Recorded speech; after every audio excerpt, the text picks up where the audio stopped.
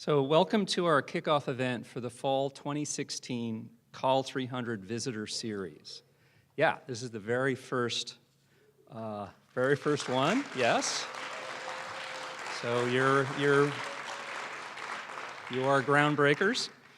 Now, my name is Eugene Tracy. I'm the director of the Center for Liberal Arts, which we fondly know of as the CLA. Now, in addition to the CLA, we've got a bevy of co-sponsors for Steve Wise's visit.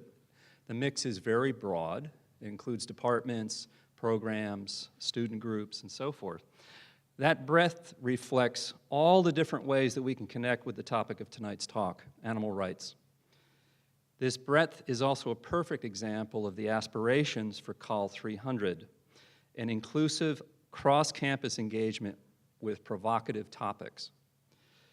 Now, the Call 300 Visitor Series is a brand new thing, as you all just recognized. It's part of our new general education curriculum.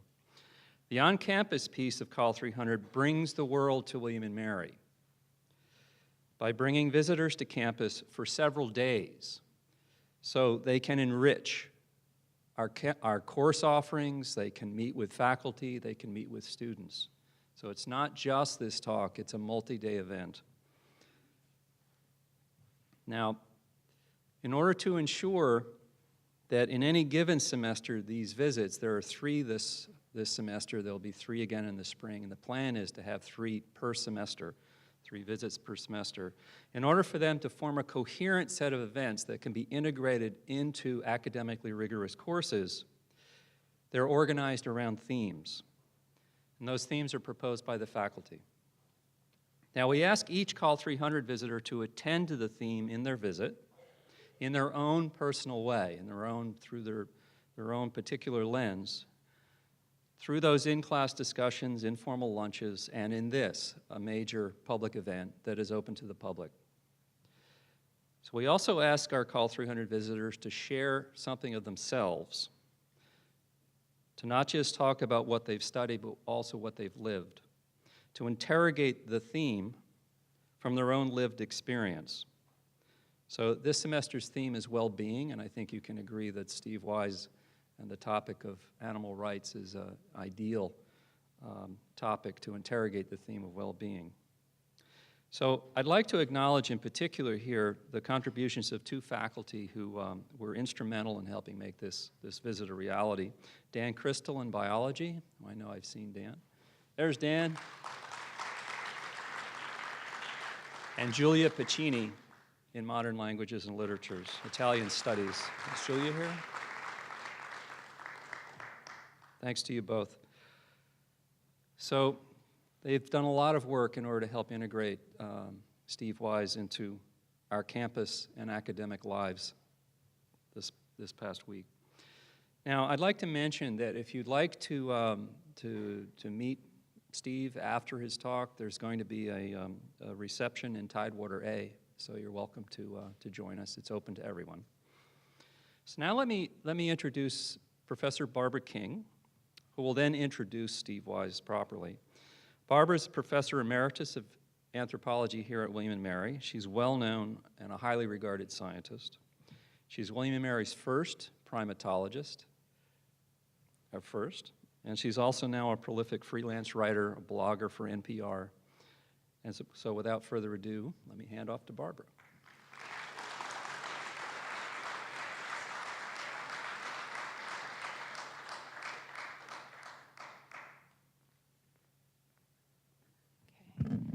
Okay, thank you, Gene, and hello to everybody.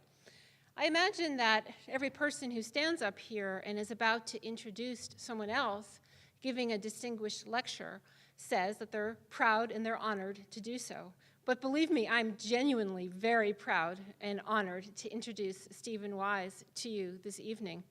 In starting to tell you about Steve Wise's accomplishments and credentials as an animal rights lawyer, I'd like to start with 4 names: Tommy, Hercules, Kiko, and Leo. These are names of chimpanzees, and I think that they count in my book as among the most stellar of Steve's credentials. He has argued in court, as you will hear, about their autonomy. And I think this is the central reason why we are here to listen to him tonight. His approach is very science-based in describing the lives of these chimpanzees. And we know, right, that Stephen has a science background, because where was he a chemistry concentrator as an undergraduate? Here at William and Mary. Steve Wise then went on to earn his JD at the Boston University School of Law, and he is the founder and the president of the Nonhuman Rights Project. And he now teaches at, is it 4 presently law schools? 4? I lose count, but 4, we'll go with 4. And Steve is the author of 4 books, including Rattling the Cage Towards Legal Rights for Animals and Drawing the Line, Science and the Case for Animal Rights. He is an international figure, and he was the center of incredible, and I will say very well-deserved, buzz at Sundance this past January when the documentary Unlocking the Cage premiered, which I saw there, and which describes the work that you will hear about tonight. And by the way, another of our alums, John Stewart, said about that film, and I quote, "The film made me proud to be a primate." So, all of us now, as primates, have the pleasure of hearing Steve not on screen, but in person. So I'd like to ask you to join me in giving a major tribe welcome to our alum, Steve Wise. Steve.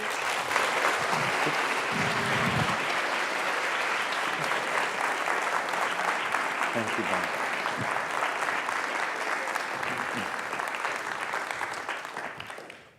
Thank you, Barbara, for a very kind introduction, and thank you all to the folks at William and Mary who invited me back. I haven't been back.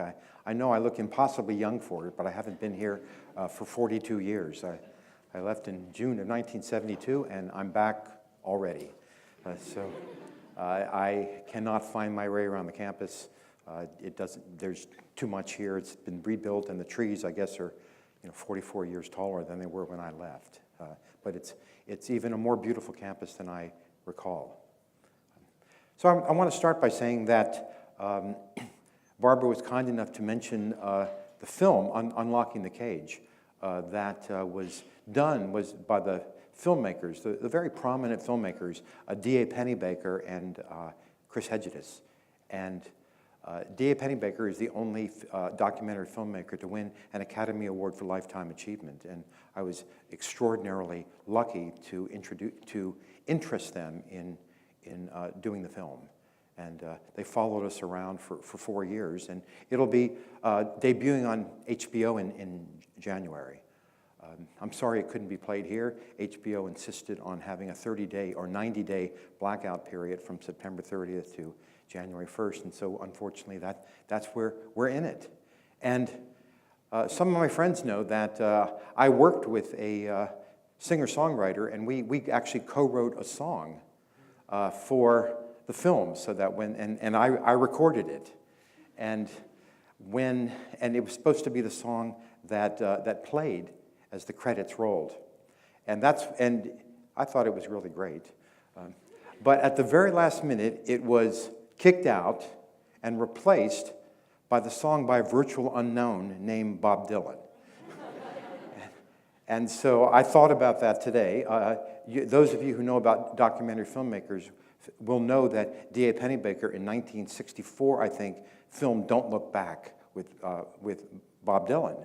And so he and Bob had stayed in touch. And Bob Dylan essentially gave him the rights to kick out my song and put his song in. So I like to think that perhaps Bob Dylan singing that song at the end of our film was really the impetus for him getting the Nobel Prize in Literature.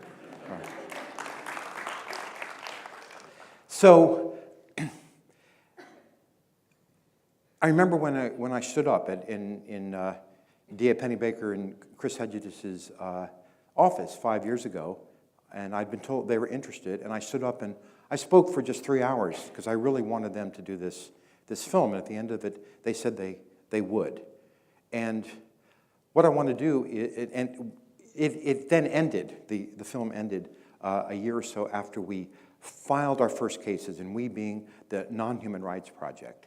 And so what we did was file a common law habeas corpus action on behalf of chimpanzees in the state of New York in 2013.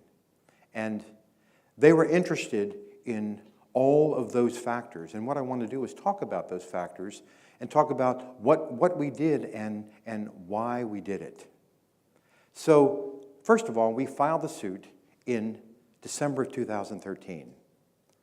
Now, I had begun thinking about animal rights when I read a book by an Australian philosopher named Peter Singer.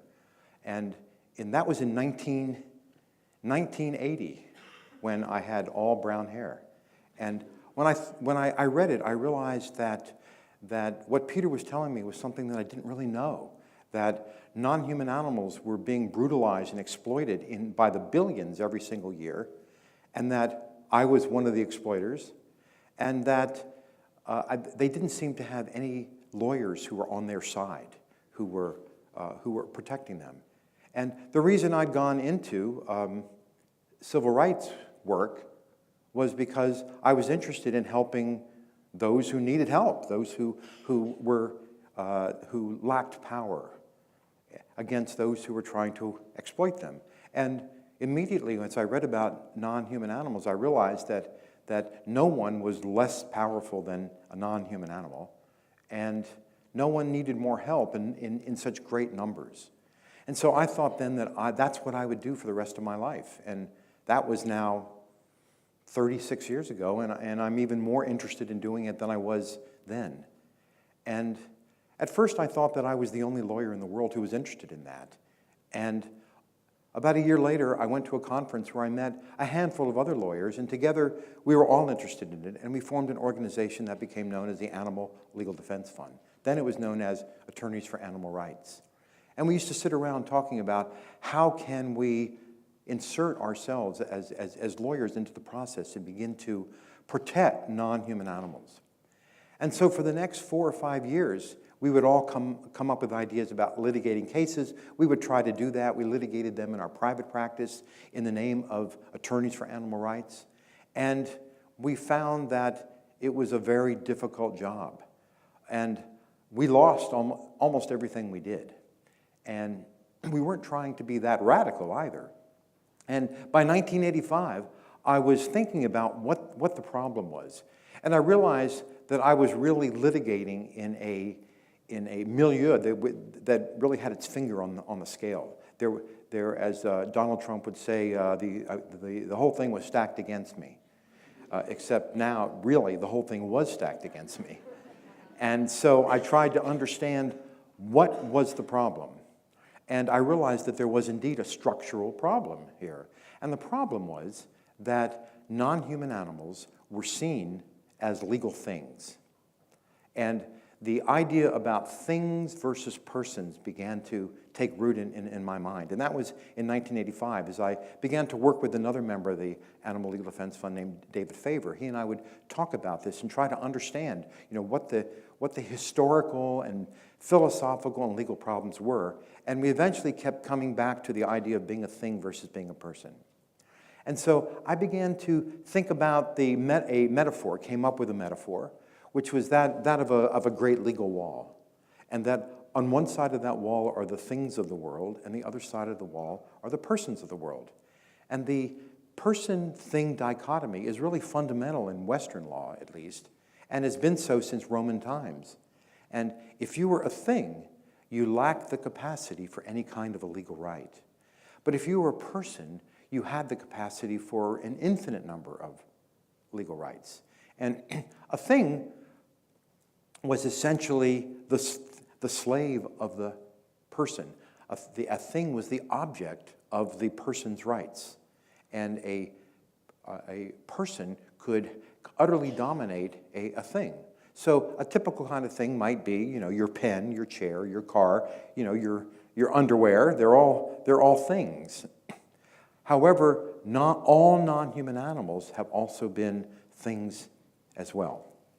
So if you take a snapshot of my little wall with things on this side and persons on that side, then if you take a snapshot from 2016, you'll see that all the non-human animals of the world are on this thing side of the wall. And all of the humans on the world are on the person side of the wall.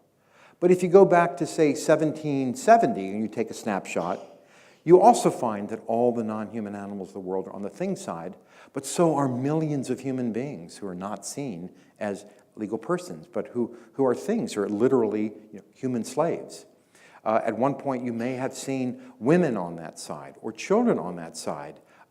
In the 12th century, 500 years before, the Jews of England were the chattel of the king. They would have been on the thing side as well.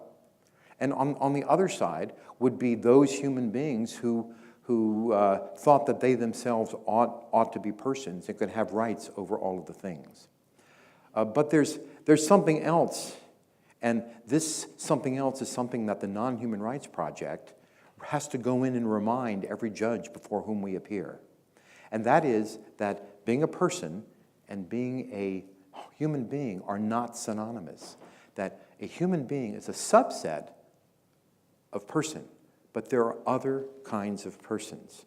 And in 2016, that's true the way it was in 1770.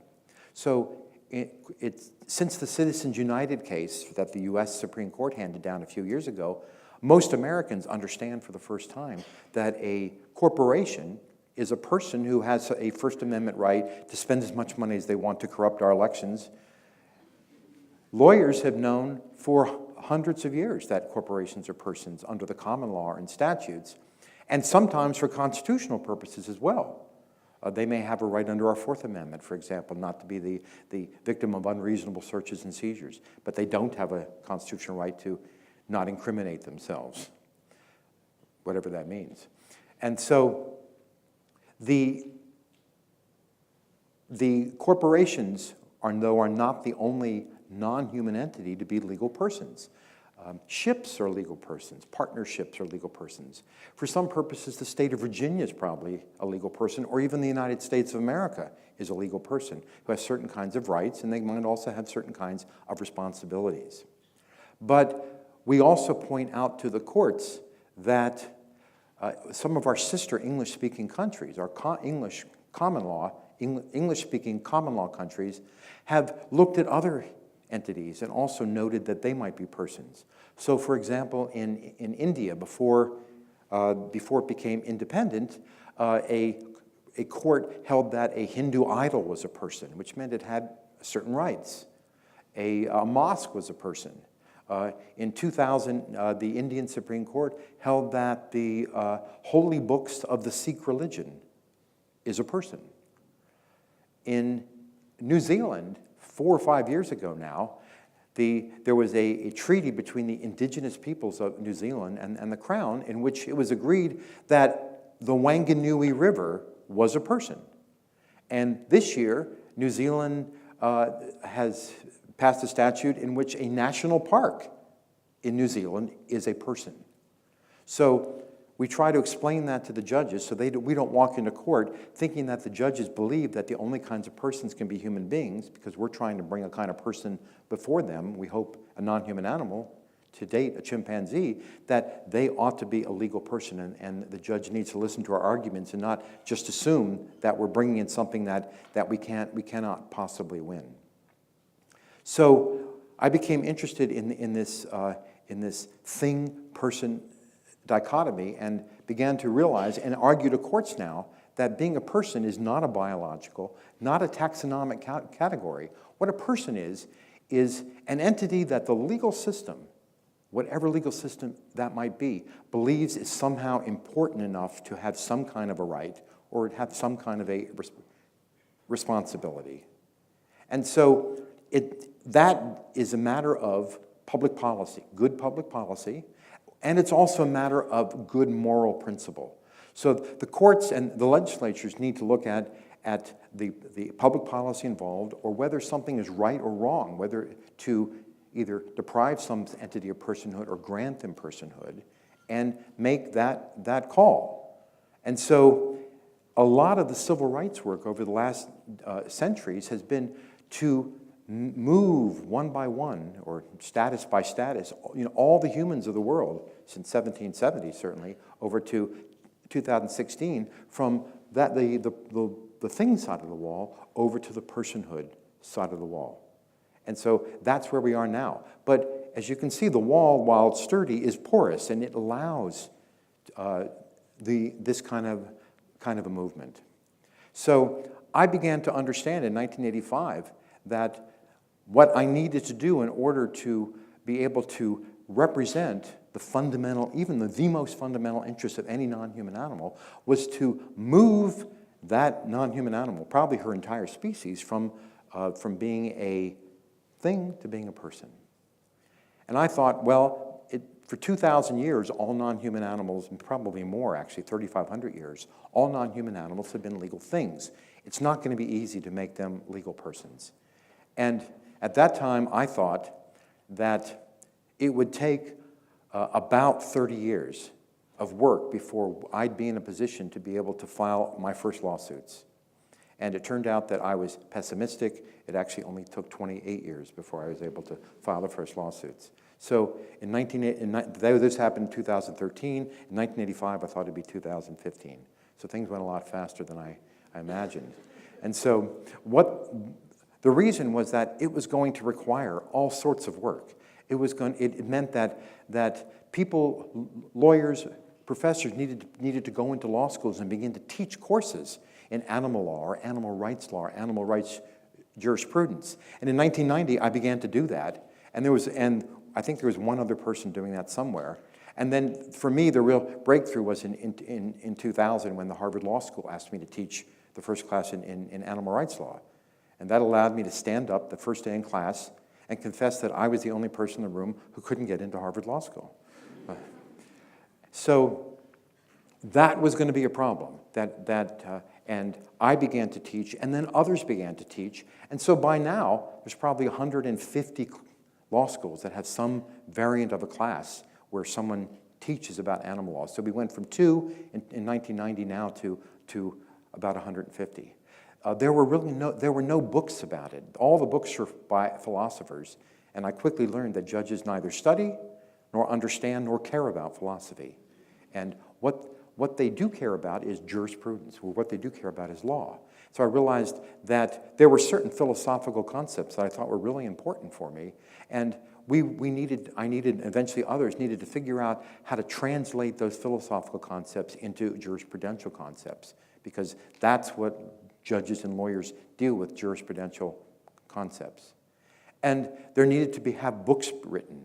I decided to write 4 of them myself, beginning in 2000 when I wrote Rattling the Cage Toward Legal Rights for Animals, and law review articles, technical law review articles, so that we could cite to something, or lawyers and judges might be able to read them, or their clerks, so they could have some kind of understanding of what we are doing and what we want.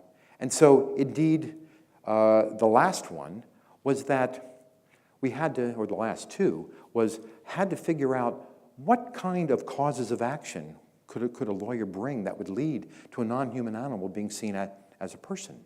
So judges in law have various kind of legal boxes, and in order to get your case in front of a court, you have to have what lawyers call a cause of action, which you have to fit in one of those boxes. So if you and I have a contract, and I think you break the contract and I sue you, it goes into the breach of contract box.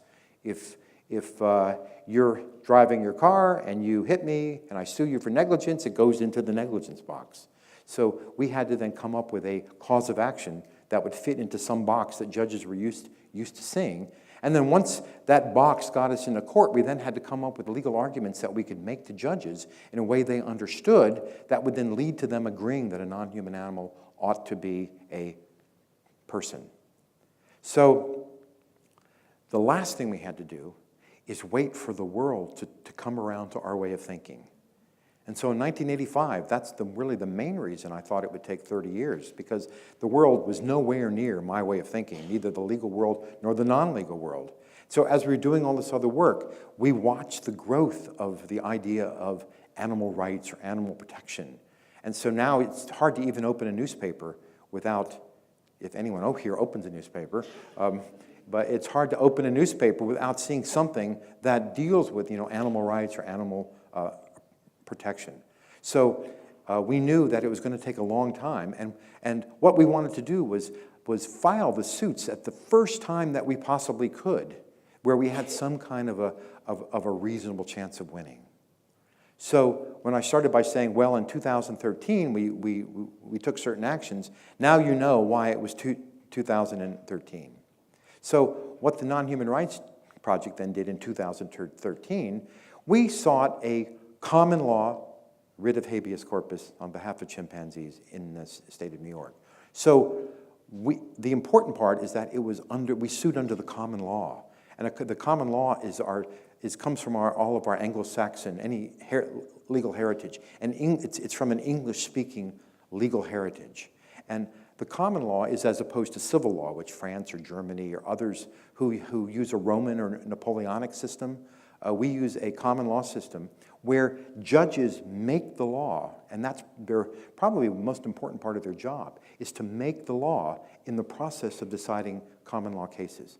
Now, legislatures can pass statutes that trump anything that the judges do under the common law, but legislatures in common law countries don't legislate every little tiny thing. They legislate in a much broader way, and judges will then legislate and decide. They will essentially legislate and decide cases. So, for example, if I sue for breach of contract, there's not a statute that says what contract is. It's the judges. They've made it up over the centuries. If I sue you for negligence because you ran me down, well, there's not a statute that talks about negligence. It's the judges who have made it. And if I'm concerned that a non-human animal is not a person, but is a thing, well, it's the judges over the centuries who made non-human animals things and not persons.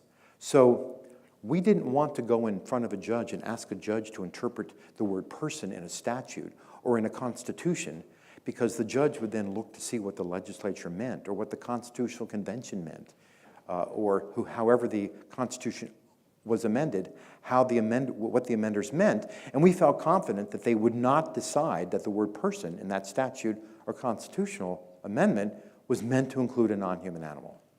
So we were going to lose, and the few people who have tried to do that quickly lose. So what we decided to do was to use the common law and argue to the courts that, look, you judges, although it was a long time ago, you're the one who said that all non-human animals are things.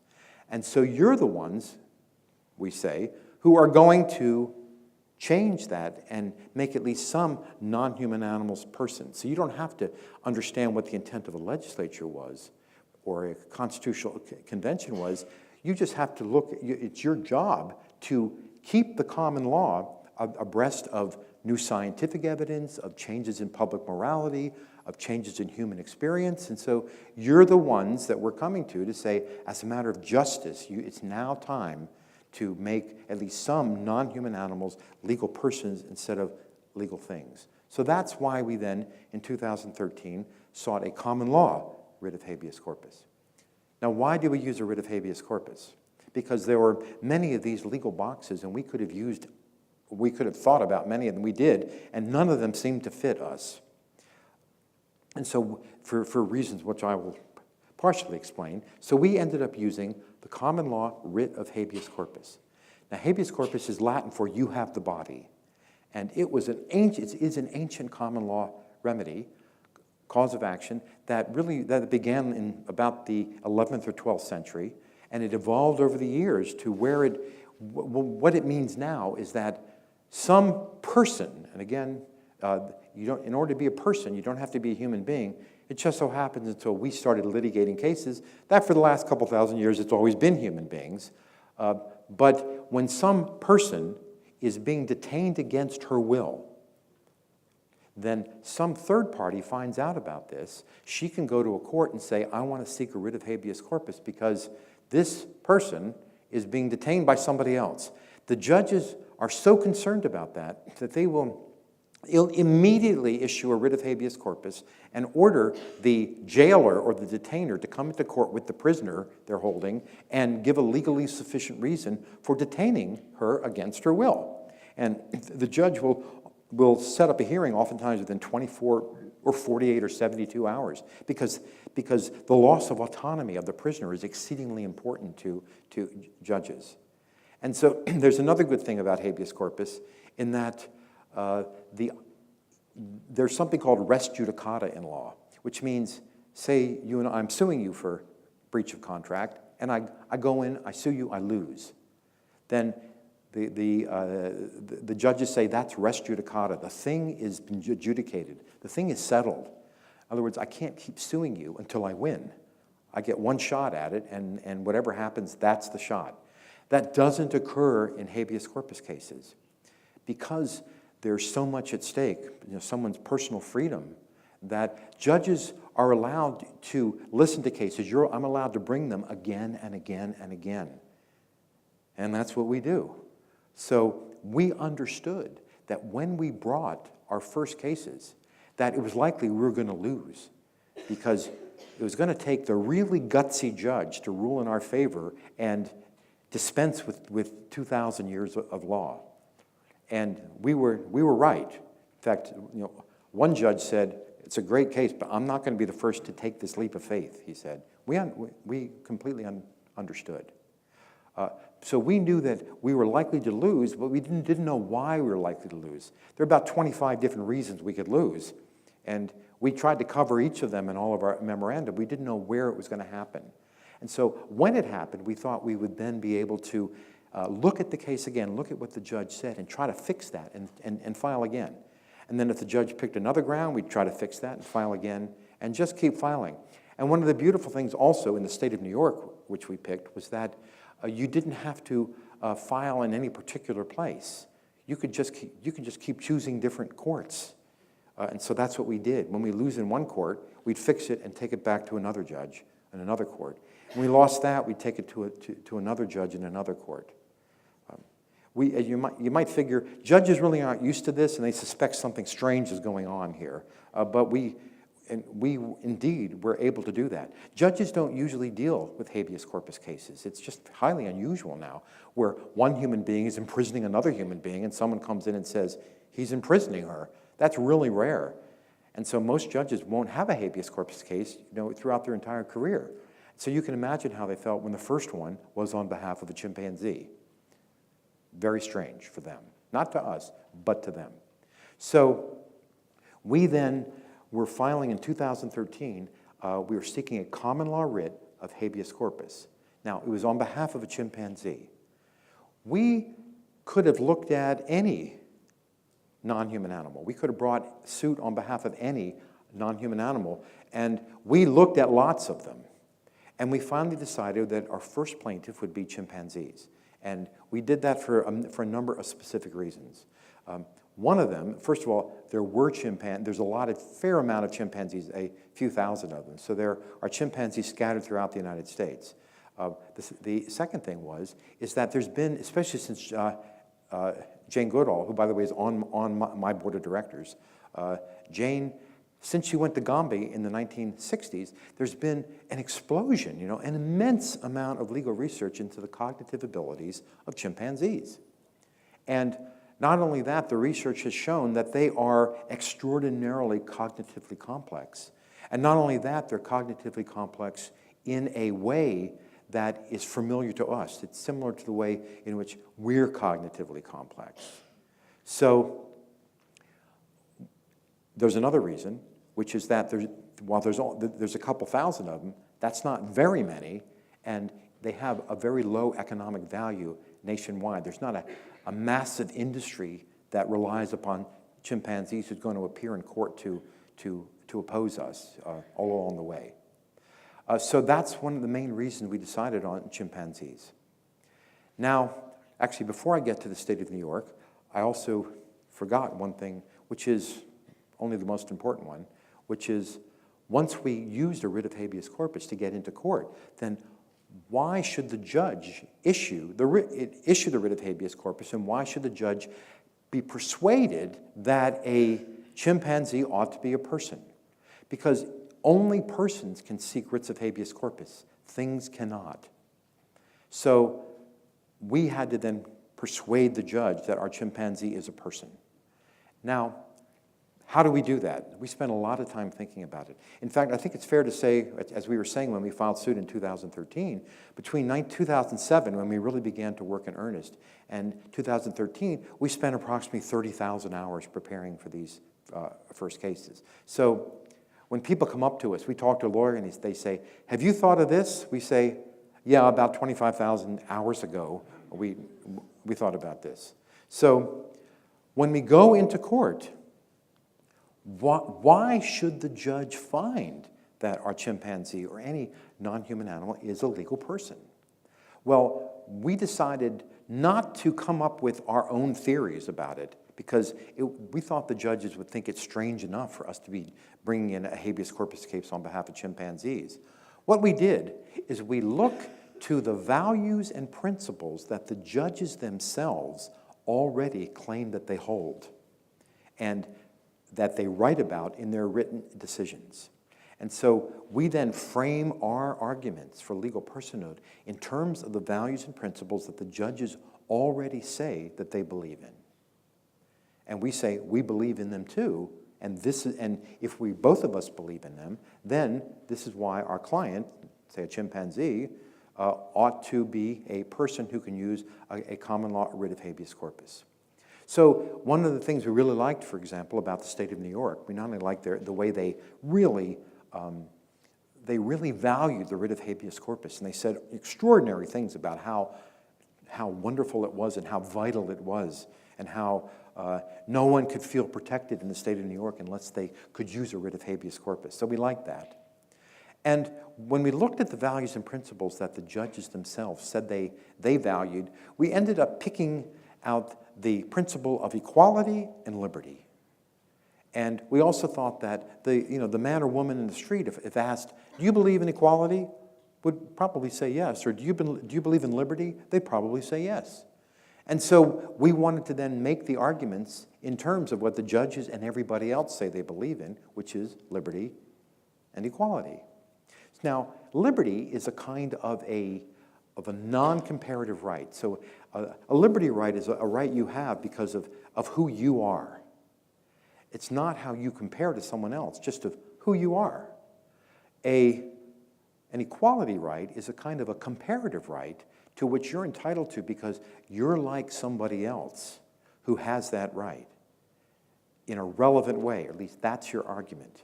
Now, it turns out that every human being, I argue, is infinitely similar and infinitely different to every other human being. And so the issue is not showing that you're similar in some way or dissimilar in some way if you're on the other side. The question is, amongst the infinite number of similarities, which ones are the judges going to think are relevant? And of course, the other side is saying, well, I know one dissimilarity in that she's a human and your client is not, and that's all we need to say. And we argue that that is not an appropriate dissimilarity. It's simply a description that we're of different species, but it doesn't employ any of the values that the courts of New York or other courts would. So the liberty argument that we made in the state of New York, and we're making other places as well, is that if a being is autonomous, that any being who is autonomous ought to be able to be a legal person for the purpose of a writ of habeas corpus, because habeas corpus involves someone being imprisoned, that is, deprived of their autonomy. And a person should not be deprived of their autonomy, or an autonomous being should not be able to be deprived of her autonomy. Now, in order to make that argument, we had to be persuaded and have to persuade the courts that autonomy is a very important value in the state of New York. And that turned out not to be very difficult.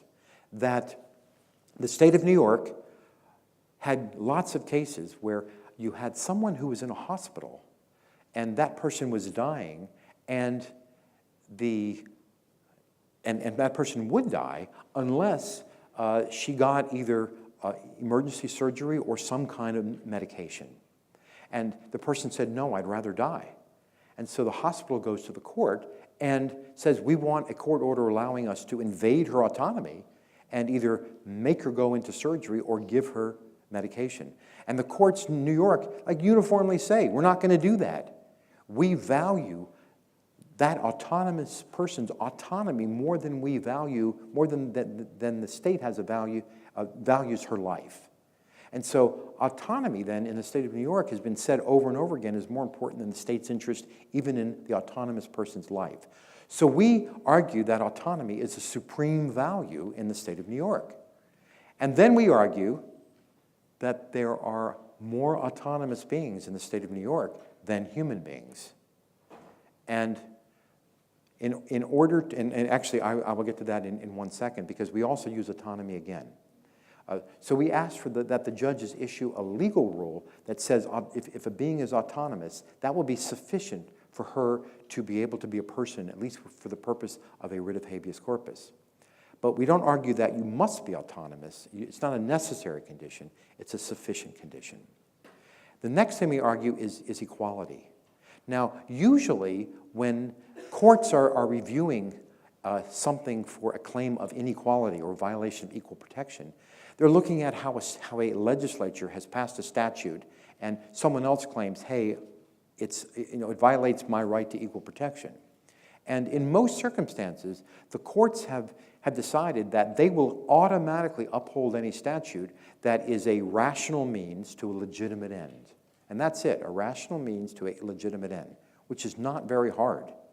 Unless you're involved in some kind of a fundamental right, human one, courts almost routinely will uphold any statute that is challenged on grounds of equal protection.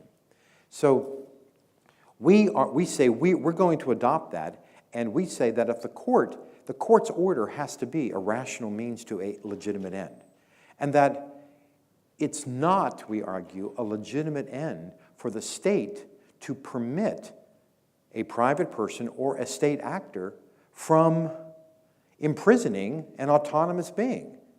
That the state of New York has no interest in seeing an autonomous being imprisoned, and her species is irrelevant.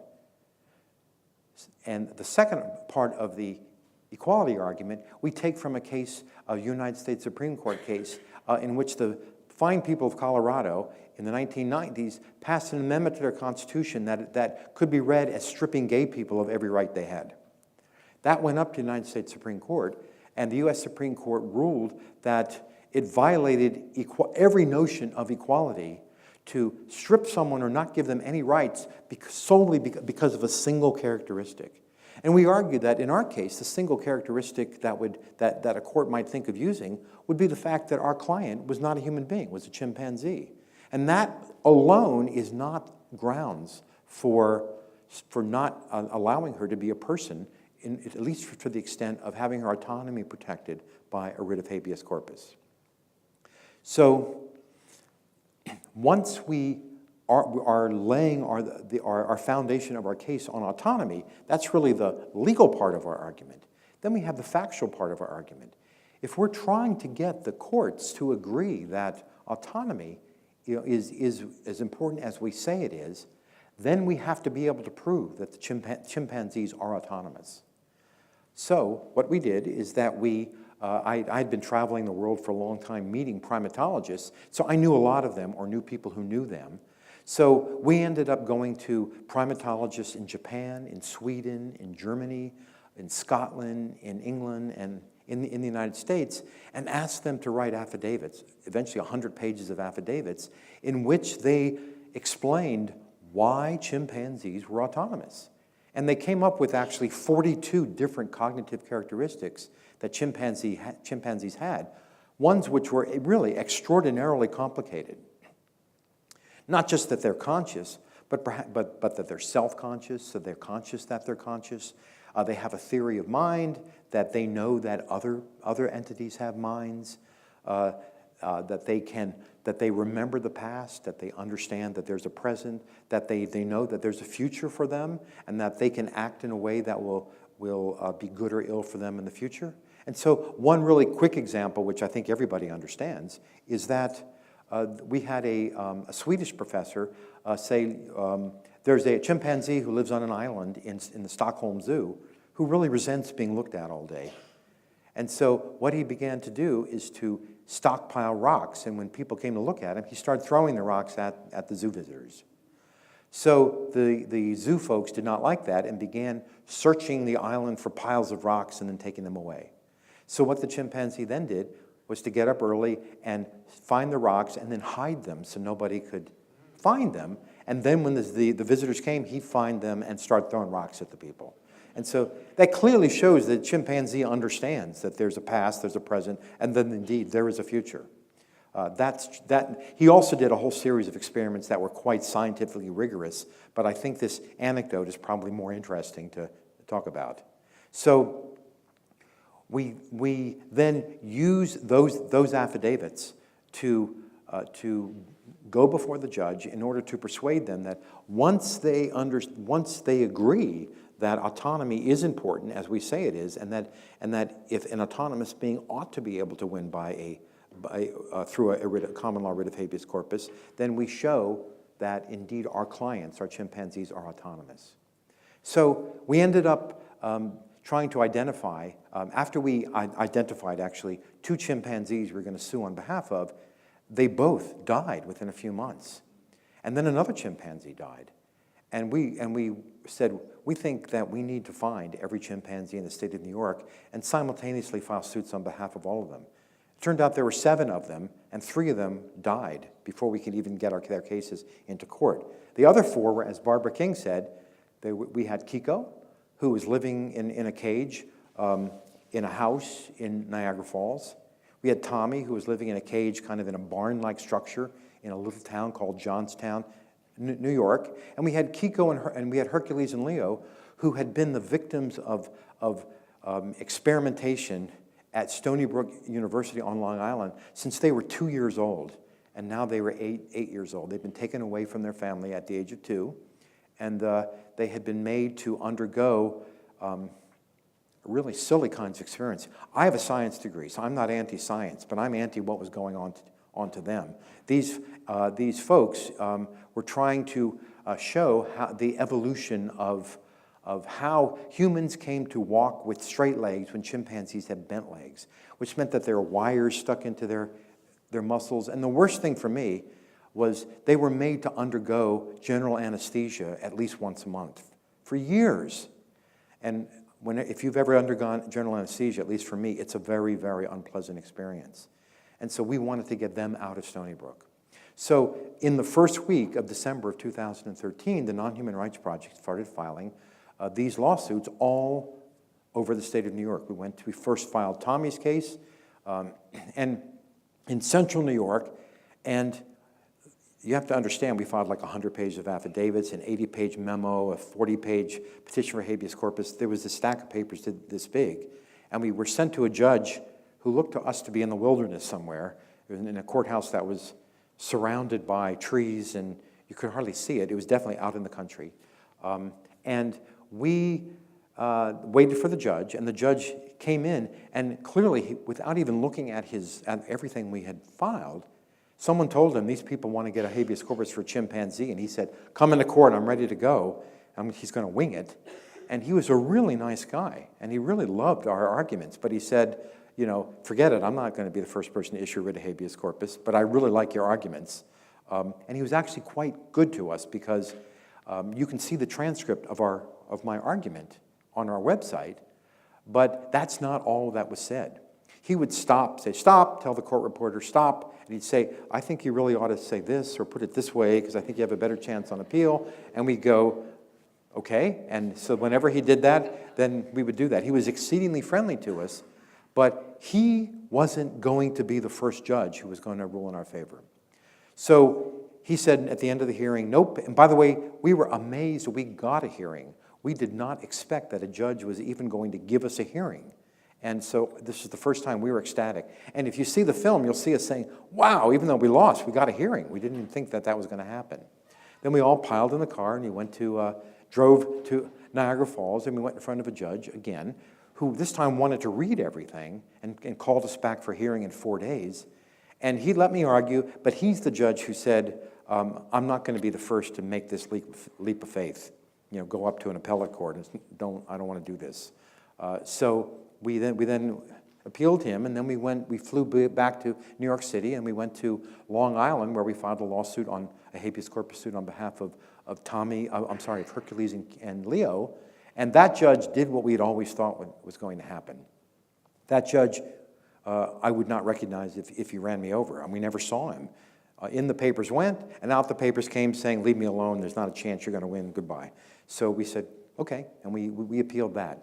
So New York has 4 different appellate districts, creatively called the 1st, 2nd, 3rd, and 4th appellate district. And so by coincidence, we had filed suit in the 2nd, 3rd, and 4th appellate district, which covered the entire state of New York except for Manhattan. And the first case that we appealed was to the 2nd department, which was the Hercules and Leo case, where we never saw the judge. When we appealed, the judges then sent it back to us. Before we had a chance to write a brief or argue for them, they said, by the way, we're throwing your case out because you're not allowed to appeal. Well, one of the reasons we chose the state of New York is we were allowed to appeal. And so then we asked that the judge reconsider on the grounds, look at this sentence in the habeas corpus statute, you have a right to appeal. And they said denied. So there we were, all dressed up, but nowhere to go. So we decided that we would then file it in another place that was maybe not as hostile to us. So then we went to the 3rd department where Tommy was. Those judges agreed that we did have a right to appeal. They didn't agree with the 2nd department. But we lost on a really interesting ground, which was that they said, and I assure you, for the first time in any English-speaking court, that in order to be a person, you had to not only have the capacity for rights, but the capacity for duties and responsibilities. And we then said to each other, haven't they ever seen a child? Haven't they ever seen, a person who's insane or someone who has advanced Alzheimer's or whatever? Clearly, you can have rights without responsibilities. But they made that up, and there's nothing much we could do about that. So then we, at least at that point, then we went to the next court, which was the 4th department, which also agreed that we had a right to appeal. So they didn't much agree with the 2nd department. They didn't much agree with the 3rd department either. They wanted us to lose on another ground. And so the ground that we lost on there was that you can't use a writ of habeas corpus to appeal. You can't use a writ of habeas corpus at all. That we just picked the wrong legal box, which was news to us. And so what they said is that you can't use a writ of habeas corpus to move a prisoner from one place of confinement to another place of confinement. Well, you have to understand that the place of confinement where Kiko was in a cage. The place we wanted to move Kiko to was to a chimpanzee sanctuary in Fort Pierce, Florida, which had a gigantic man-made lake, and on it were 13 5-acre islands in which chimpanzees lived with 24 other chimpanzees. And the judges equated those two and said, because they're on an island in a lake, at that point, they're being confined. And so, we thought, well, if we try to get them back to Africa, that's kind of surrounded by oceans. And as I said, and I want to go to Mars, but I can't get off Earth. So we can't understand exactly how you can say that we're moving from one place of confinement to another place of confinement. And interestingly, at oral argument, you can see that on our website as well, we had a discussion about that. And I rattled off so many cases that showed that you can do that. You can move even from one place of confinement to another. That at one point, one of the judges said, okay, stop, we get it. And they didn't get it. They just wanted me to stop. So the first round of our appeals ended with us losing on all 3 cases on 3 different grounds, with none of the courts agreeing why we should lose with the other 2 courts, that's kind of where we thought we might be. So we then said, okay, we haven't tried the 1st department yet, so we're going to file suit in Manhattan. Did I just lose my, can you hear me anymore? Okay, that's good. So we then, on April 20th, 2015, filed suit again on behalf of Hercules and Leo, this time in New York County, in Manhattan. And we drew Justice Barbara Jaffe, who I'd never heard of, because I don't practice law in New York. I'd never been there in my life. These are the first cases I've ever been in, and I have to ask leave of court if they'll allow me to please. I, a Massachusetts lawyer, practice in the state of New York. And so I didn't have a whole big background. I didn't know any judges except the ones that we were going in front of. So Justice Barbara Jaffe then issues the writ of habeas corpus. And it's the first time that anyone, any human or human institution or human person had ever been ordered to come into court to explain why they were entitled to detain a non-human animal. Now, what we had actually asked her to do is to issue a writ of habeas corpus and an order to show cause, because in New York has this interesting rule that says if you want the prisoner to be brought into court, ask for habeas corpus. If you don't want the prisoner to be brought into court, just the jailer, ask for an order to show cause. So we did not want a chimpanzee brought into court. But we also had various issues with some of the previous cases, so we asked the judge to issue a writ of habeas corpus and an order to show cause. In other words, we asked her to order them to bring in the chimpanzee and not to bring in the chimpanzee, which even we acknowledged was not rational. But we were doing it to cover our butts in some way, which we were concerned about. So she issued that. And then we made the only mistake that I've ever made so far that I think in this area. You know, my wife's here. She knows I make mistakes all the time, but just in this specific area. And fortunately or not, we have Penny Baker and Hedgedis with cameras on us, so the worst mistake I've ever made is part of the film. So that is that when the judge issued the writ of habeas corpus in order to show cause, all of us in the Non-Human Rights Project got really excited, and we said, well, by issuing the writ of habeas corpus, she's implicitly agreed that the Hercules and Leo are persons. And so we issued a press release, which went right to the judge who read it, who then sent us an email back saying, that's not what I meant. And I've been practicing law for 35 years. I never had a judge read my press release, nor bother sending us emails telling us that we're wrong. So that was highly unusual, and you can see it on the film. And you can see when I'm told that, like, the look in my face, like, uh-oh, what did we do wrong? And my other lawyer is telling us that the judge said. I didn't intend to say that they were persons. What she did, and this was the part where it was really embarrassing, what she did was assume that they could be persons and then want to hear the arguments, which was exactly what we had asked her to do on page 1 of our petition for habeas corpus. And in the excitement, all of us had forgotten that we had written page 1, and then we had asked her to do something, that she had done it, and then we sandbagged her unintentionally. And she then saw that after she did exactly what we asked, we then said she did something else, and then she's sending us an email saying, that's not what I intended. So you can see me on the screen saying, uh-oh, what do we do now? Because I hope she seems to be favorable, and we don't want her to get peeved at us. And so we had to figure out what we're going to do. So we issued a new press release. And what she did was and we thought that was it. She was going to be so angry at us that she was just going to throw the whole thing out. But what she did is simply cross out writ of habeas corpus and then issue the order and keep the order to show cause. So, in other words, she crossed out the thing that said, we got to bring the chimpanzee into court. That was fine with us. We never wanted to do that in the first place. So she then set up a hearing, and we then had, for the first time in history, oral argument for almost 2 hours as to whether or not a non-human animal could be a person, along with oral argument for the 10 or 12 procedural obstacles that the Attorney General, who is representing Stony Brook, put in front of us, hoping that he was going to win on one of them, so we'd never really get to the issue of whether a non-human animal, the chimpanzee, could actually be a person.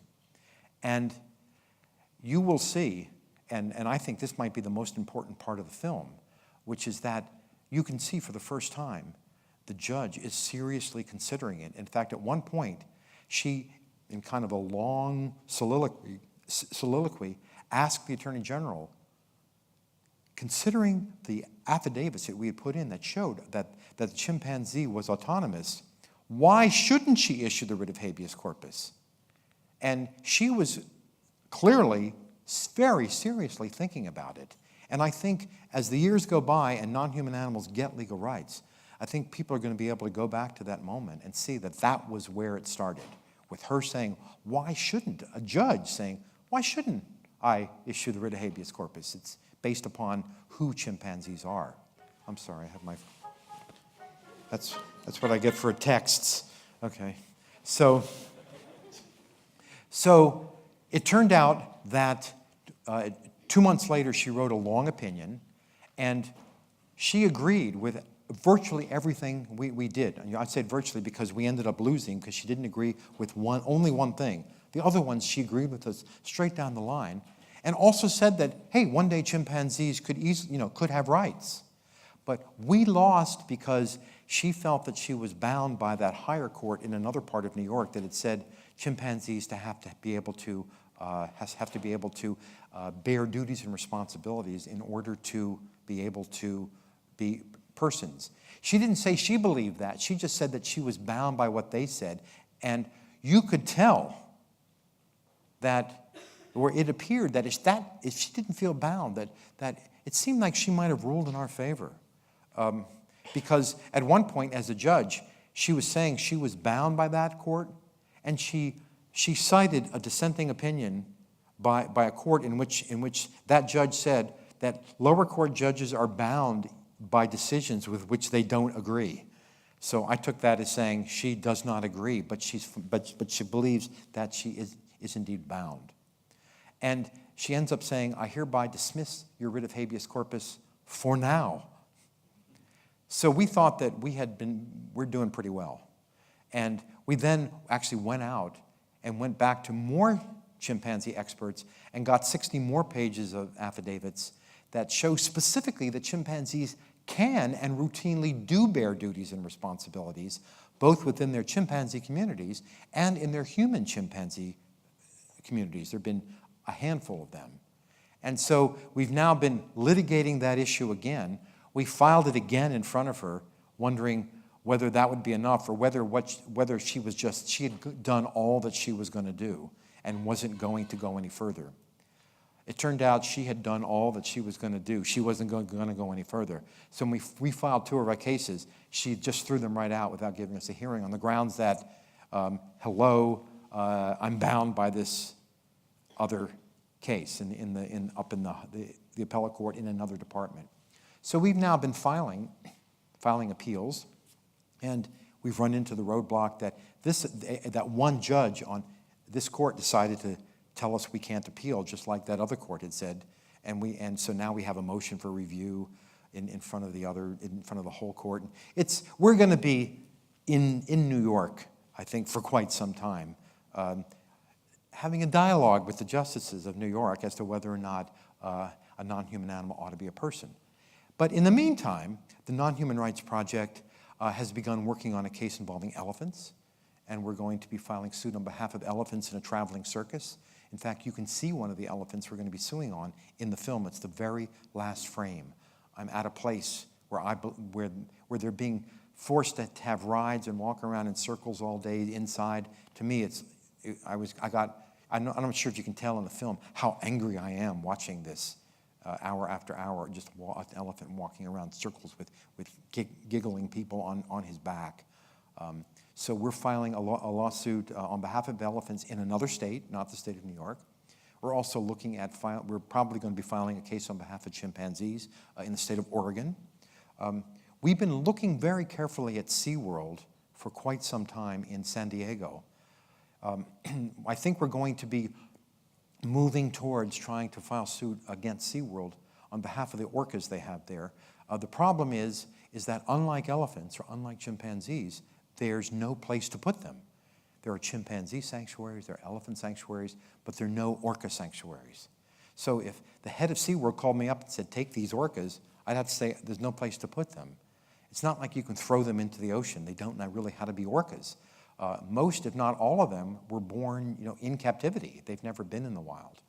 So we're waiting for people, and they're beginning to do that, to start now. We're waiting for people to begin constructing sea pens, and there you can take the orcas and put them into these sea pens and and they're large places too. They're not like the swimming pools that SeaWorld gives orcas for, gives to orcas.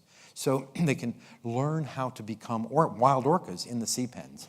And we're seeing whether or not they can be rehabilitated. And the ones who can might be able to go into the ocean.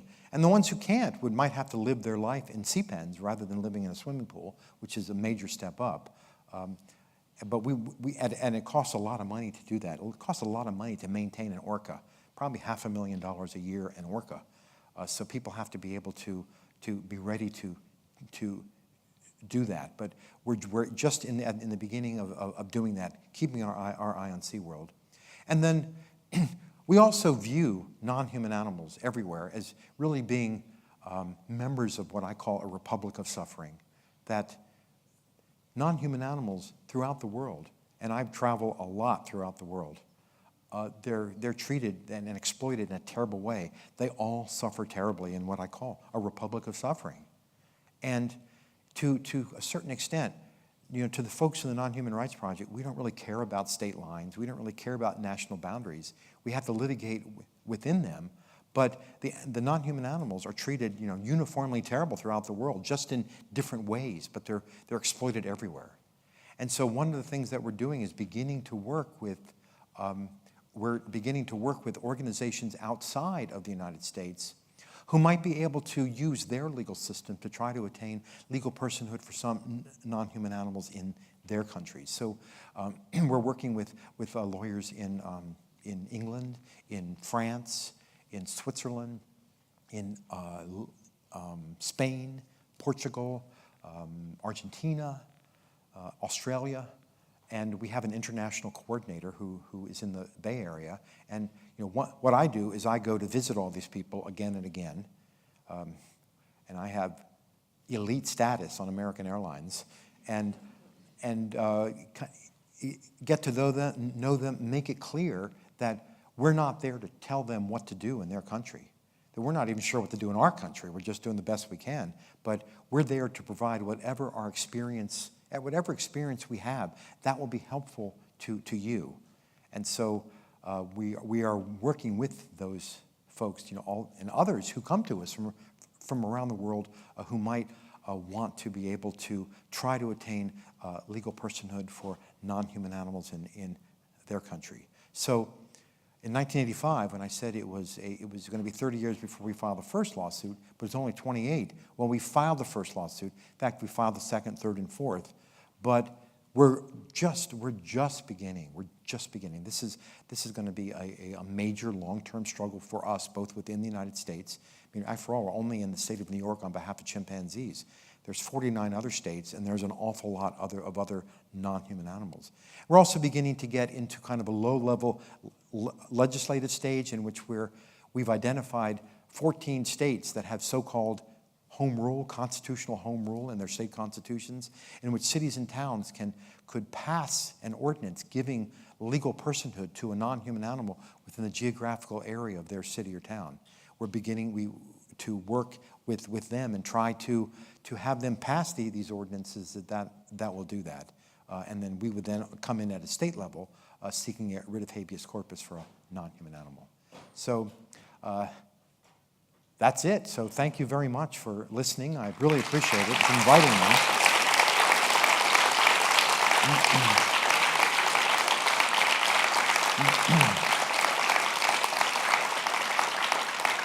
And I think anyone who has any questions or comments is invited to raise them, talk about them.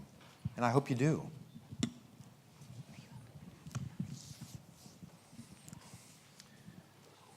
So I'm wondering, is the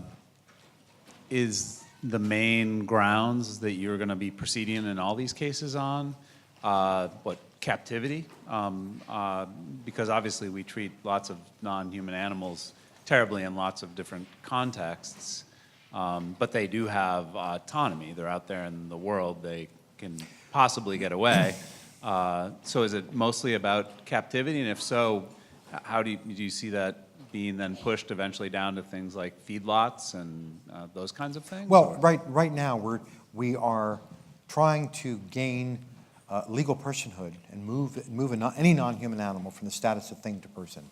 We think the way in which we decided to do it gives us the greatest likelihood of making that first breakthrough, and then we intend to then build on that first breakthrough in ways in which we probably can't predict. Also, eventually we will stop being the only organization that brings these kinds of lawsuits, and there'll be other people, lots of other people, bringing their kinds of lawsuits too. So it's hard to predict where everything's going to go in all of its possible crazy ways. One of the things we are doing, by the way, is that we are being advised by a person who is very high up in the gay marriage movement. We're really interested in what their strategy were, what their tactics were. You know, how did they achieve so much in such a short time? And so we have regular meetings with him, and we tell him, we talk with him about what we're doing, what's the best way of doing it, how does he think we ought to proceed? So we're also taking his advice into consideration, and we feel like we're very flexible. There are other grounds that we might be able to use for gaining personhood for non-human animals as well, but we think that for various reasons they might not be quite as effective as a writ of habeas corpus, so we're kind of holding back on those. And there may be other reasons why we might choose a non-human animal who's not a chimpanzee. We're already going to probably use elephants, cetaceans, maybe African gray parrots, but we have a lot of work ahead of us just with those sorts of non-human animals, those species, in all the various states. In each state, there's like an infinite number of rights that you can litigate around. We think that the first case or two is really going to be the hardest to win, that we're making progress in each case. We haven't yet won the whole shebang, but we've won all sorts of intermediate steps. Perhaps, for example, one of the largest ones was Justice Jaffe in writing her opinion, in which we lost because she felt she was bound by somebody else. But she also responded to the Attorney General's claim that we lacked what lawyers call standing to sue on behalf of the chimpanzee. So standing usually means that the person who's injured has to be the person who filed the lawsuit. You can't bring a third party in and begin filing lawsuits. So human beings have the rights but aren't being injured when the non-human animal is injured, while the animals are being injured but don't have the rights. And that's really one of the central paradoxes which prevent human beings from going in and representing the fundamental interests of non-human animals. One of the many possibilities is that we lack standing. And so, I've been thrown out of court for lack of standing many, many times. And so one of the reasons we chose a writ of habeas corpus is that we believe that the very structure of a writ of habeas corpus meant that you didn't have to have standing. That because someone is imprisoning someone else, that jailer is not going to let the prisoner out of prison to go to court to seek a writ of habeas corpus.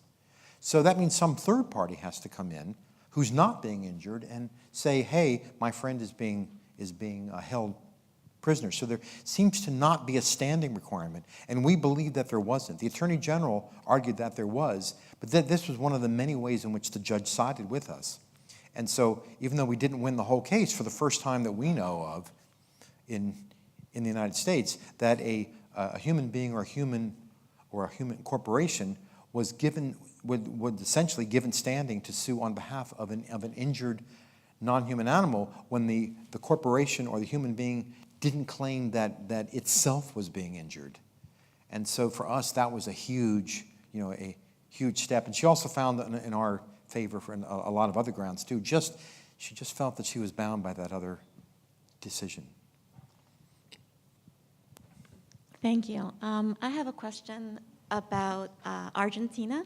About who? Argentina. Argentina. So you mentioned that there's been cases like this all over the world, and I believe that in 2015 there was a case that was won on behalf of an orangutan, granting that orangutan rights. And so I was wondering if, as you've traveled around the world, consulting with these different groups that are working on these kinds of cases, if there's anything that that explains why it might have worked, in 2015, there, if it has something to do with that legal tradition, or if it has something to do with history. I mean, Argentina has a history of lots of habeas corpus petitions being filed for human beings, and I'm wondering if that's part of what's at stake here, or if there's any insight that you can offer. Yes, I have insight on this issue. Yes, actually, my wife and I went to Argentina in May, Buenos Aires, in order to try to get a better handle on what was going on. And it turned out that a non-human animal was not given a habeas corpus right. And I think the lawyer is, let me say, maybe over-enthusiastic and over-interpreting what has been going on in Argentina. That suit, the most famous suit was filed on behalf of Sandra, an orangutan who's in Buenos Aires Zoo. And it was reported at some time that Sandra had been given rights. In fact, it's in our film that Sandra has been given rights. But I'm not the filmmaker. I am, as I learned when I went to film festivals, I am the talent. So I'm not the filmmaker. So I don't have any say over what's going on, or the fact that they have shots of me with my tie askew or my hair standing up. That's the beauty of cinema verite. But when we went there, we believe it's not true. And when we actually had a translation of the case, there was nothing about Sandra being given habeas corpus rights.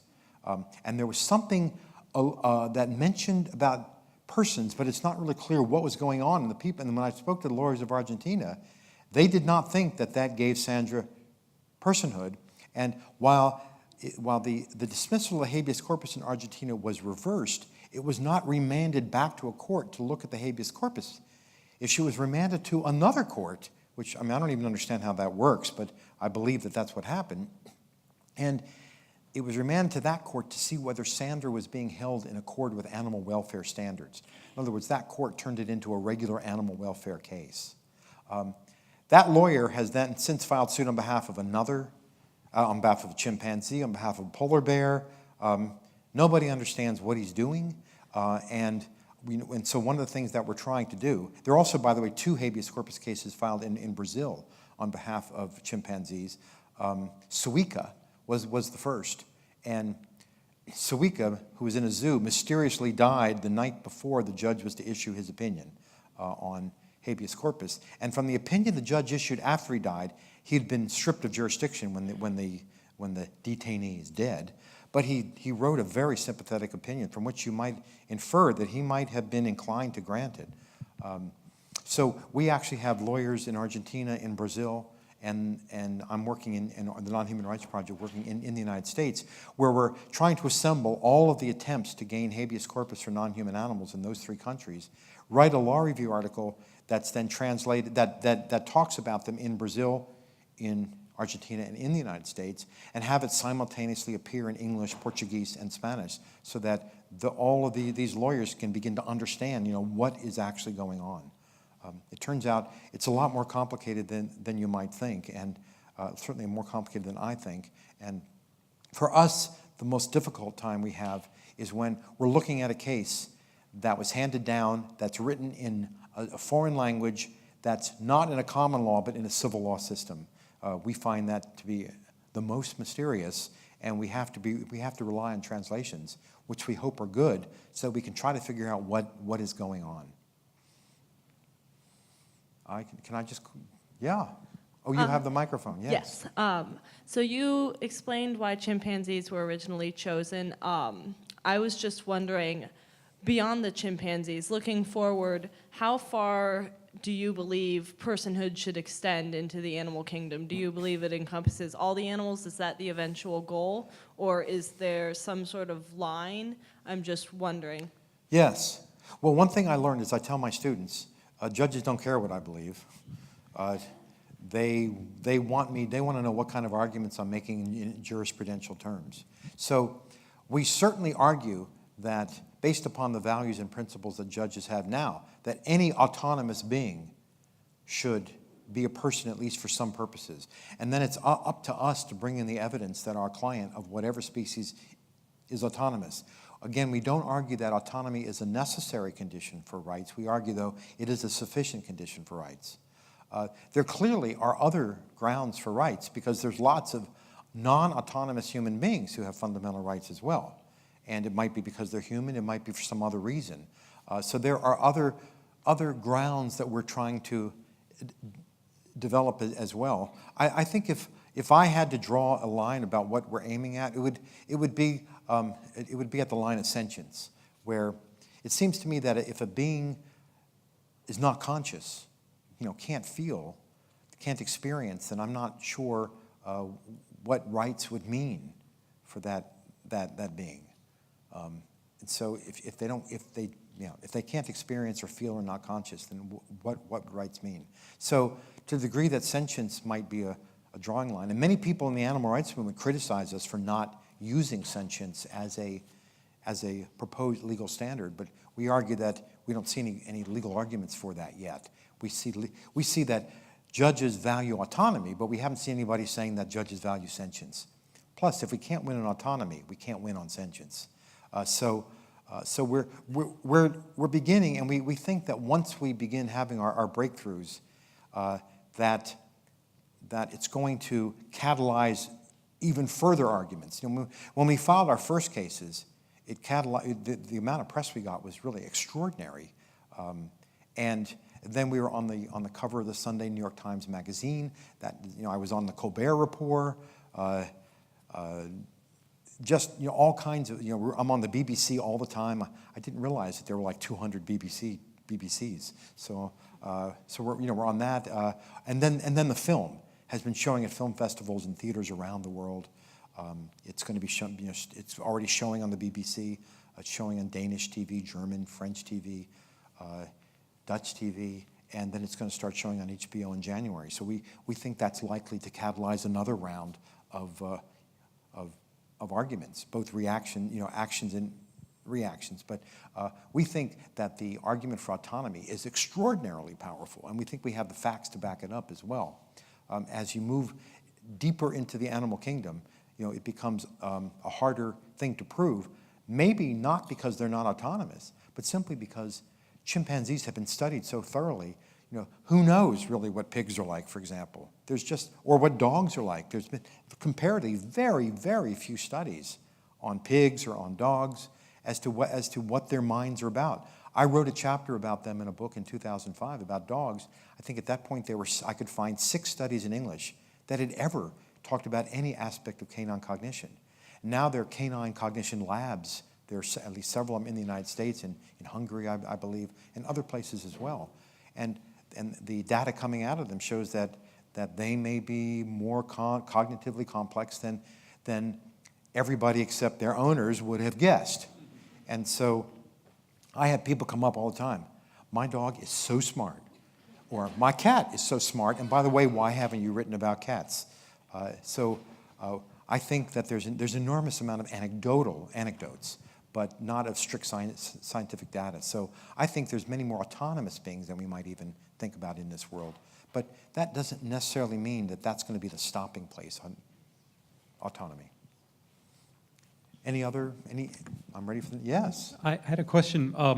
The entire story is really remarkable and inspirational, and it inspires me for 2 reasons. The first is I was completely struck by the careful laying out of a project that you knew wasn't going to begin to yield, or really with this vision looking out 30 years ahead, and the sort of slow, incremental patience that a vision that far ahead requires. But the second thing was, I was wondering if you talk a little bit about your embracing of failure, because it seems that there's a categorical acceptance on your part and your group's part that there are going to be failures along the entire trajectory. And Yes. What that means, is that a part of your personality? Was it always there? Is it inherent in law? Just, if you wouldn't mind just talking a little bit about failure. I think that we lawyers understand that there's been 2,000 years of law against us, that no one has ever done this before. And I probably have a deeper understanding than most of the other lawyers, because I also to some degree, I'm a historian, and I've written a book of history.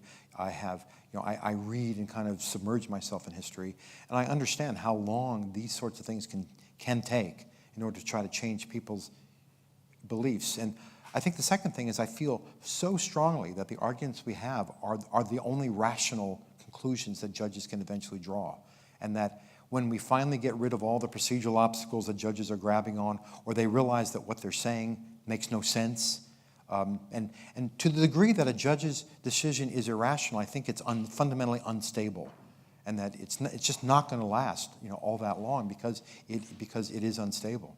And also, law review articles, for example, that are criticizing those decisions are beginning to emerge as well. And I think I haven't read them. I don't know how many are out, but I think that will be important as well.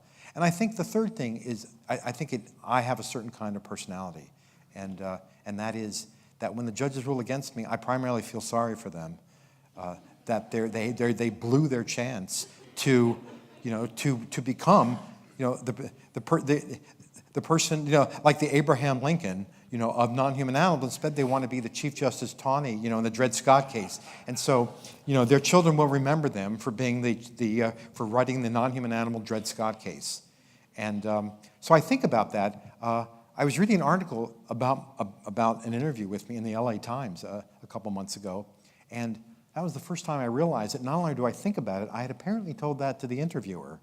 And so the article ends with me saying, I think when judges listen to our case, I think they need to hear our arguments. They also need to think about what their place in the judicial world is going to be. That we feel very confident that we are on a cusp, and that history, the tides of history are moving our way, and they have been moving our way for a long time. And it's just a matter of time, because our arguments are so powerful, and we don't believe that any judge can actually dismiss them without moving into either irrational or arbitrary territory. So we encourage judges to think about that and decide that the right thing to do is to do what we are asking. So I think it's a combination of all of those things. But losing is not a big deal for us. Yeah. So one more, and then we can continue this in the reception. So in regards to SeaWorld, I've heard that they're planning to phase out their orca shows by 2019 or something. So do you know what organization caused that change, and when that happens, what does that mean for getting the orcas more rights? Well, here's what I think. Actually, giving them rights in the first place. The documentary Blackfish really dealt a huge blow to SeaWorld. They've been slowly going down the tube financially. That the Humane Society of the United States came in, for whatever its own reasons, and entered into some kind of a deal with SeaWorld, whereby SeaWorld's going to help them in rescues and strandings, and they're not going to breed their orcas anymore. Then last month, the California legislature then passed a statute saying that banning orca shows for entertainment. So you can bet there's going to be orca shows for educational purposes that are coming. And so SeaWorld has said, we're not going to replace our orcas, we're not going to breed them. But I looked at the orcas, and 3 of them, I think, are under the age of 5. They live to be in their 90s. So my great-grandchildren will still be going to SeaWorld to see orcas. But we're not letting that happen. That's not going to happen. Orcas will not spend the next 80 years in captivity in a swimming pool at SeaWorld. And so we are, as we begin to work, I'm sure we'll give them a chance to, put the orcas in where they should go. But if not, then we will eventually sue them. I'll never say something's going to happen for certain. We will likely seek a habeas corpus action against them, and we think that the feelings around SeaWorld are just kind of moving in one direction as well. Their brand is dead. When you say SeaWorld, people shudder, and so they're going into oblivion, and we would like to help them. Well, why don't we thank our speaker and then join us? Thank you.